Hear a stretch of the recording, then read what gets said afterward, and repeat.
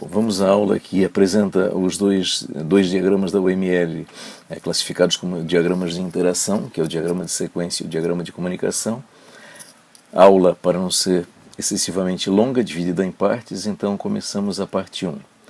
Bom, o objetivo então dessa aula é apresentar dois diagramas da UML, o diagrama de sequência e o diagrama de comunicação, e apresentando diagramas, como de hábito, apresentar seus elementos sintáticos e a sua finalidade em um processo de modelagem.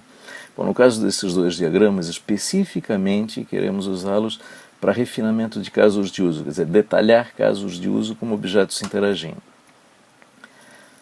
Muito bem, e é exatamente a finalidade do objeto, a modelagem a finalidade desses dois diagramas, a modelagem de objetos interagindo. Então, finalidade ali colocada, modelar objetos interagindo por meio de trocas de mensagens. Então, essa modelagem é classificada como modelagem de comportamento do programa, quer dizer, a descrição do programa quando em tempo de execução. E como são diagramas que se prestam a descrever o programa quando em tempo de execução na forma de objetos interagindo, eles são o quê? Úteis para o detalhamento de casos de uso. Lembrando que lá quando se produz o diagrama de casos de uso, há a preocupação de dizer o que o software faz e não como. Então, o que apenas, alto nível de abstração, só que obviamente no projeto esse detalhamento tem que acontecer. Muito bem, os dois diagramas de sequência e de comunicação, eles se prestam a esse detalhamento do como o passo a passo do caso de uso, como ele é executado, em que exatamente ele consiste, na forma de objetos interagindo, quer dizer, não apenas o como, mas também o quem, no sentido de que objeto, instância, de que classe faz o quê.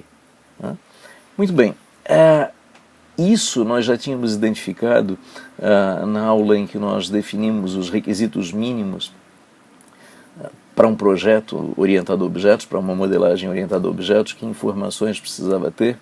Então, quando falávamos da necessidade de modelagem do tempo de execução, falávamos da demanda, especificamente quando falávamos do ponto de vista essencial, dos 4 pontos de vista essenciais. A modelagem dinâmica de sistema, um dos requisitos da modelagem dinâmica de sistema era exatamente objetos interagindo. É exatamente o que esses diagramas vão fazer para nós. Então, considerando essa necessidade embutida em um desses 4 pontos de vista, de modelar o comportamento do programa orientado a objetos, quer dizer, comportamento, tempo de execução, nós vamos descrevê-lo em tempo de execução como? Na forma de objetos interagindo, objetos trocando mensagens, um objeto invocando métodos de outro objeto. Bom, essa necessidade foi destacada em 2 aulas anteriores, aula 3 e aula 5.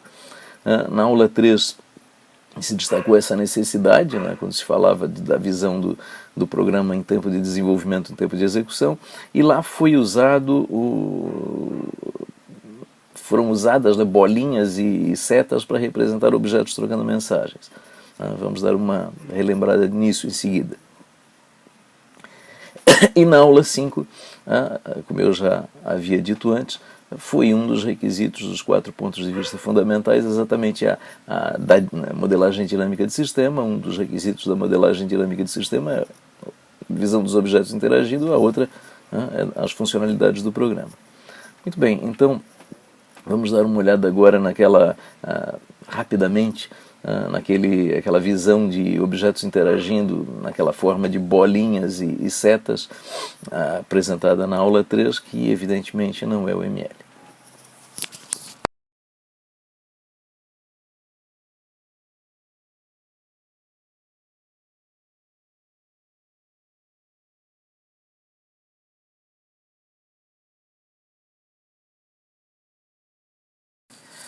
Muito bem, relembrada essa notação de quadrinhos, qual é o problema, quer dizer, as limitações desse tipo de representação, esta representação com quadrinhos? O problema, cada interação, quer dizer, cada envio de mensagem implica num quadrinho. Se nós tivermos uma interação muito complexa com muitas mensagens, a gente vai ter uma revista em quadrinhos, extensa. né? Descrição extensa não é adequado. Outro problema, né? Se nós relembrarmos, nós vamos retomar esse mesmo problema daqui a pouco, que é o procedimento de lance do jogo da velha. Nós observamos nessa representação, quer dizer, apenas um caminho de execução, aquilo que chamamos de cenário principal, quando falamos de casos de uso. Quer dizer, o caminho de execução quando tudo dá certo, sem a possibilidade de caminhos alternativos. E nós sabemos que não funciona assim. Nesse caso específico do procedimento de lance do jogo da velha, em qualquer outro. Quer dizer, é muito difícil que um caso de uso consista apenas numa possibilidade, sem caminhos alternativos. Então, isso, nossos quadrinhos, dois problemas. Sem possibilidade de caminhos alternativos, descrições extensas. Não é bom. Não é bom. Precisamos de algo melhor. Então, quais seriam os requisitos para um diagrama, um mecanismo de descrição de objetos interagindo ser considerado adequado? Bom, primeiro, a possibilidade de modelar caminhos alternativos de processamento, como já dissemos. Um único caminho, muito pouco. Possibilidade de modelar repetições. Vejam, dois elementos fundamentais da programação. A ideia de branches, ramificações condicionais, que a gente conhece da programação pelos if, else, coisas desse tipo, e a possibilidade de repetição. Então, primeiro, caminhos alternativos. Segundo, possibilidade de modelar repetições. Terceiro, possibilidade de modelar não determinismo. O que ocorre, diz ali, quando não se tem certeza a priori se um ou outro caminho de execução será seguido. Isso é muito comum. Digamos assim, eu tenho um programa e esse programa a certa altura para esperando uma ação externa. E o que vai acontecer depois disso? Não sei, porque eu não sei qual vai ser a ação externa. Então essa é a ideia de não determinismo, que também é bastante interessante que um mecanismo de descrição de interação consiga descrever isso. E, finalmente, ele colocado no slide, gerar uma notação compacta. Nós não queremos descrições extensas, como seria o caso da montoeira de quadrinhos lá da alternativa da notação de quadrinhos. Não é adequado. Bom, um outro ponto importante, quer dizer, nós dissemos o que nós queremos e o que nós esperamos da modelagem de interação, só que é importante também destacar o que nós não devemos esperar da modelagem de interação. Então diz aí no título, limitação da modelagem de interação, e ali está dito. Modelagem de interação não descreve completamente o processamento que ocorre em um programa. Não descreve completamente o processamento. Diz ali, apenas as comunicações entre as instâncias e avaliação das condições em torno dessas comunicações. E ainda diz ali, considerando a descrição de algoritmo de método, o que nós esperamos que esteja contido no algoritmo de um método, a interação modela apenas invocações a outros métodos sem menção a outras ações, como atribuição e retorno. Então vejam, quando alguém vai olhar, por exemplo, um diagrama de sequência, e na execução de um método dentro de um diagrama de sequência, ele encontra várias invocações originadas da execução desse método, às vezes as pessoas têm a impressão que ali está descrito o algoritmo completo daquele método. E o que estamos dizendo aqui é que não é assim.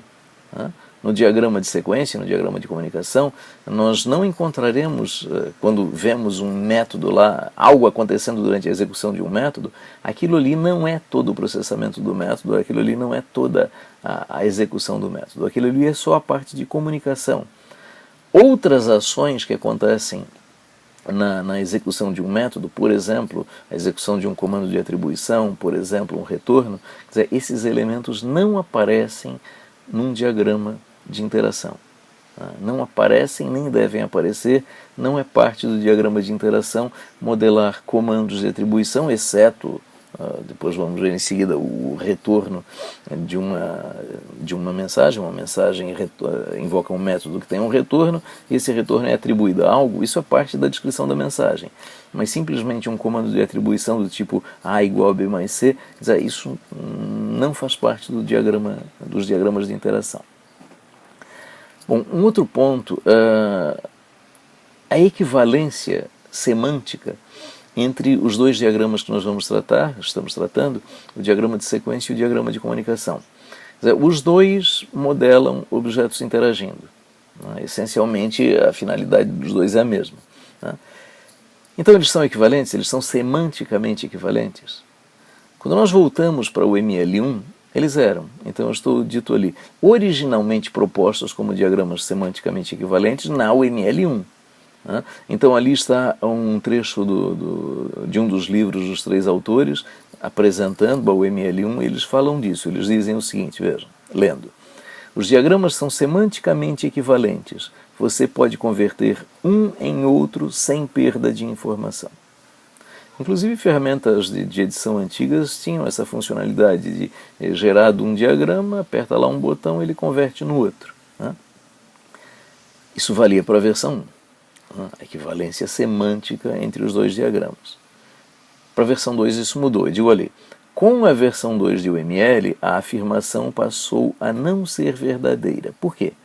Porque novos recursos sintáticos foram acrescentados no diagrama de sequência sem equivalente no diagrama de comunicação. Então, a rigor, eu até posso pegar um diagrama de comunicação e convertê-lo em um diagrama de sequência, mas o contrário nem sempre é possível, pelas especificidades do diagrama de sequência.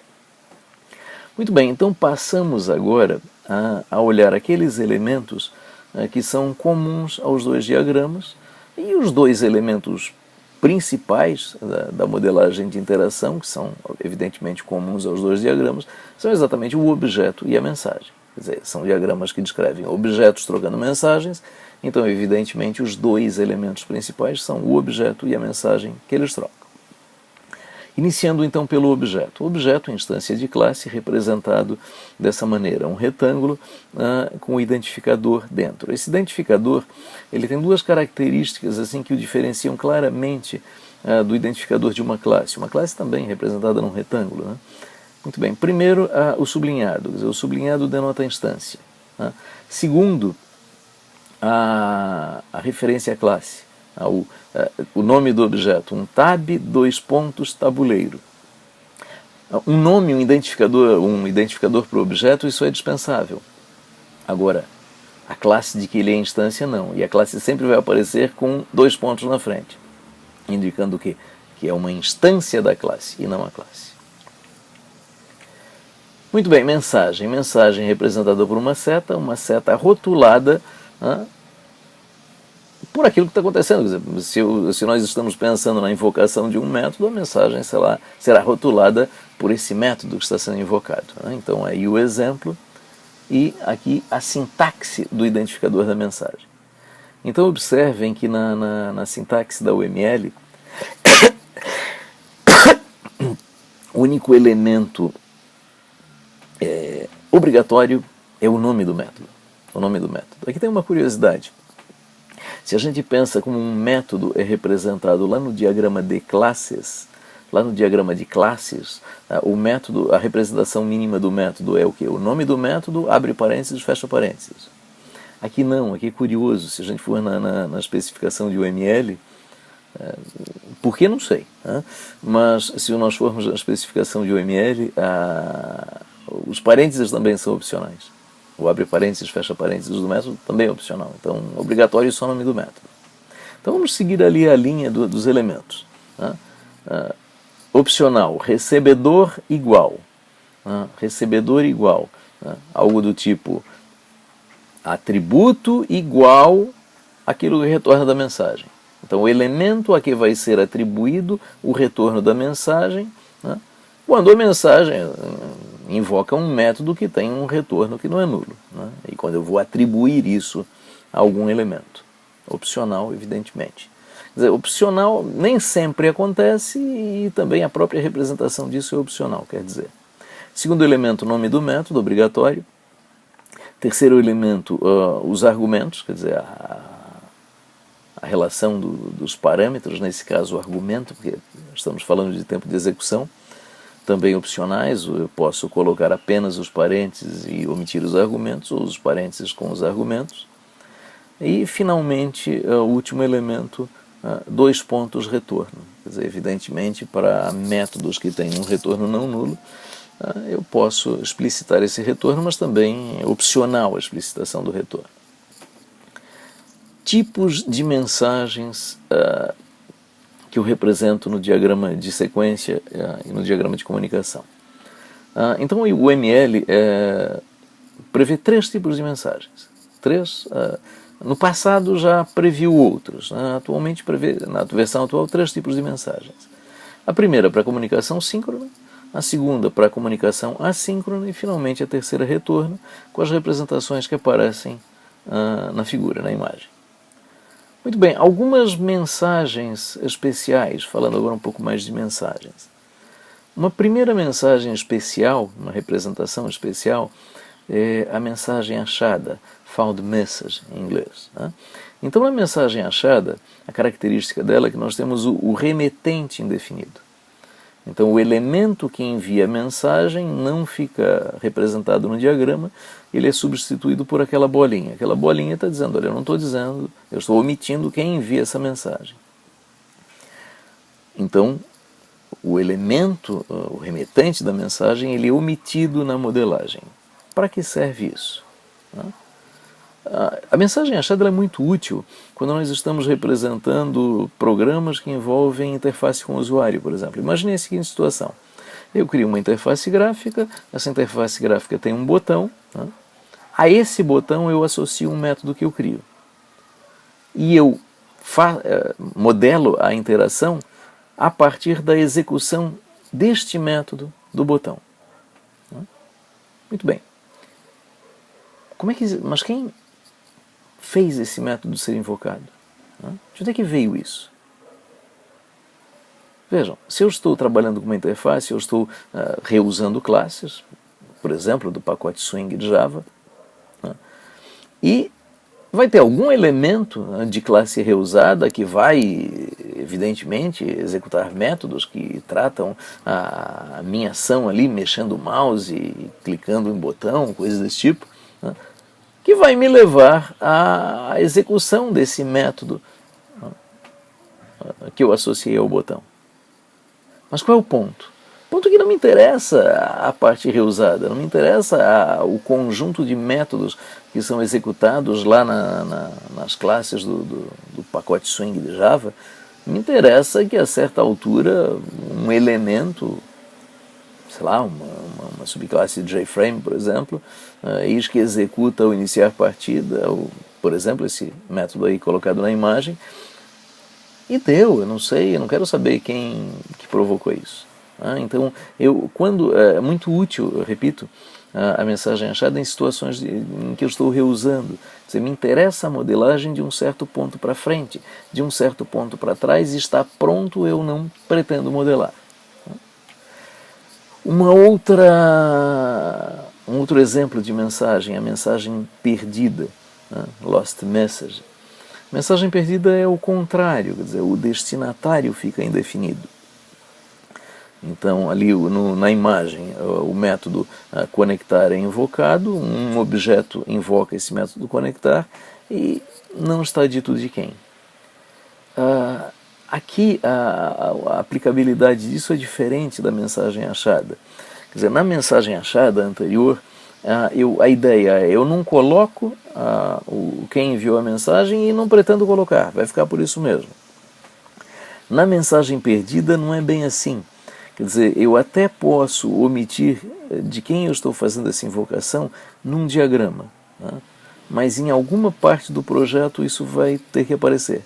Quer dizer, eu posso estar, por exemplo, abreviando um diagrama, deixando de representar mais um objeto que pode tornar o diagrama denso de leitura, ou a interação que segue a essa invocação, mas em algum outro lugar da especificação eu vou ter que fazer esse detalhamento. Bom, com essa visão básica dos elementos principais objeto e mensagem, vamos usar isso numa situação real.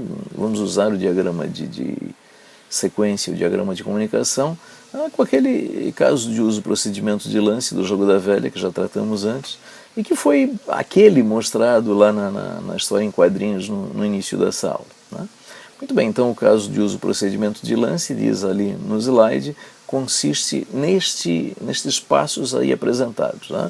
Posição recebe clique de mouse e o tabuleiro verifica se a partida está em andamento. Se não, ação indevida, né? Sem partida em andamento, ação indevida. Se a partida está em andamento, o tabuleiro verifica se a posição está ocupada. Se estiver ocupada, lance regular, né?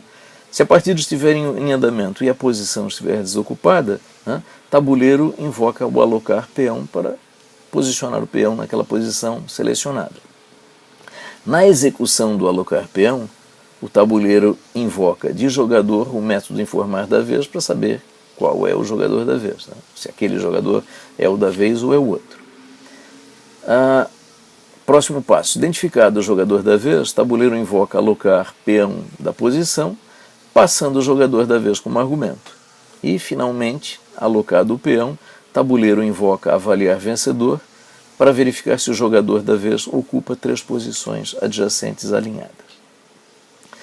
Muito bem, isto representado aqui no diagrama de sequência, né? Então, invocação de um método clique posição do tabuleiro, tabuleiro invoca dele mesmo o método partida em andamento para verificar se a partida está em andamento. Supondo que esteja, ele invoca o método ocupada do objeto posição para saber se a posição está ocupada ou não. Supondo a posição desocupada, tabuleiro invoca dele mesmo alocar peão.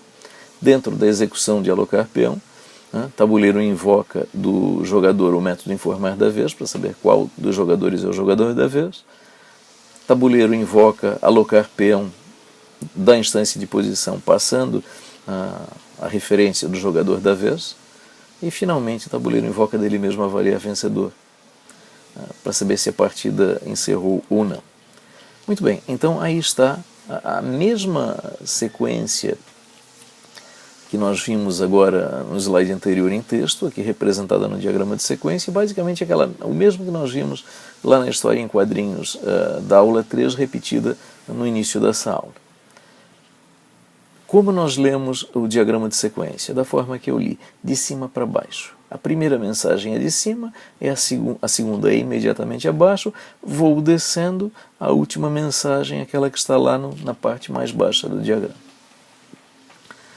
Exatamente a mesma situação, agora modelada com o diagrama de comunicação. No diagrama de comunicação, nós não vemos a ordem das mensagens de uma forma tão clara como no diagrama de sequência. No diagrama de sequência, eu leio o diagrama de sequência de cima para baixo, ponto. No diagrama de comunicação, a ordem das mensagens depende da numeração, que é obrigatória, né, nas mensagens. Uma observação. No caso do diagrama de sequência, a UML não prevê a numeração das mensagens como algo obrigatório, mas é comum que as ferramentas de modelagem numerem. Eu não conheço nenhuma ferramenta de modelagem que deixe de numerar as mensagens no diagrama de sequência, por exemplo. Mas no diagrama de comunicação isso é obrigatório. Então, para conhecer a ordem das mensagens, eu vou procurar, nesse diagrama, qual é a mensagem número 1? Nesse caso está fácil, né? Que ali é uma mensagem achada, então ali está no lado esquerdo do diagrama, a mensagem número 1, invocando o método clique e posição da instância de tabuleiro, que é o objeto do meio. E a próxima mensagem? Bom, como a última mensagem foi 1, a próxima é ou 1.1 ou 2. Há uma mensagem 1.1? Sim, há. Do grupo de mensagens bem no centro, né, de cima para baixo a terceira, 1.1, partida em andamento. Tabuleiro invoca dele mesmo partida em andamento. E a próxima? Bom, ou é 1.1.1, ou é 1.2, ou é 2. Então eu procuro. Tem 1.1.1? Não. Tem 1.2? Tem. Então é 1.2. E assim por diante. Quer dizer, eu sigo as mensagens a partir da numeração. Então, A gente pode pensar assim, puxa, mas o de sequência é melhor que o de comunicação, porque é mais fácil de ler. Não é bem assim, né? Eles têm ênfases diferentes, como eu destaco aí. Diagrama de sequência, ênfase à ordem das mensagens, de cima para baixo. Por outro lado, a ligação entre objetos é algo tratado em segundo plano. Então, por exemplo, num diagrama de sequência, para eu saber se dois objetos daquele diagrama de sequência se comunicam, eu preciso percorrer o diagrama de cima até embaixo e ver se tem alguma mensagem ligando esses dois objetos. Tem que procurar no diagrama, isso não é explícito. Já no diagrama de comunicação, digamos assim, um objetivo diferente. Diz ali, ênfase à ligação entre objetos. Então, no diagrama de comunicação, objetos que trocam mensagens estão ligados entre si. Há uma linha que liga esses dois objetos, que é exatamente uma ligação, link. O nome desse elemento sintático é um link. Então, objetos que se comunicam, deve haver um link entre eles e as mensagens são colocadas sobre esse link, como nós vimos no diagrama. Já a ordem está em segundo plano. Quer dizer, eu tenho que procurar os números. Nos dois casos, diagrama de sequência e diagrama de comunicação, as informações de qual a ordem das mensagens e que objeto se comunica com qual objeto, a informação está presente nos dois diagramas. Só que um enfatiza uma, o outro enfatiza a outra. Bom, ainda comentando esses dois diagramas que nós acabamos de mostrar, nós vemos o quê? Os dois diagramas modelam exatamente a mesma situação, aquela situação do caso de uso procedimento de lance descrita no texto. Nesse caso, eles são semanticamente equivalentes, quer dizer, dá para ver a equivalência um para um entre eles, completamente equivalentes. Porém, essa modelagem que nós vimos não é a modelagem que nós queremos, por quê?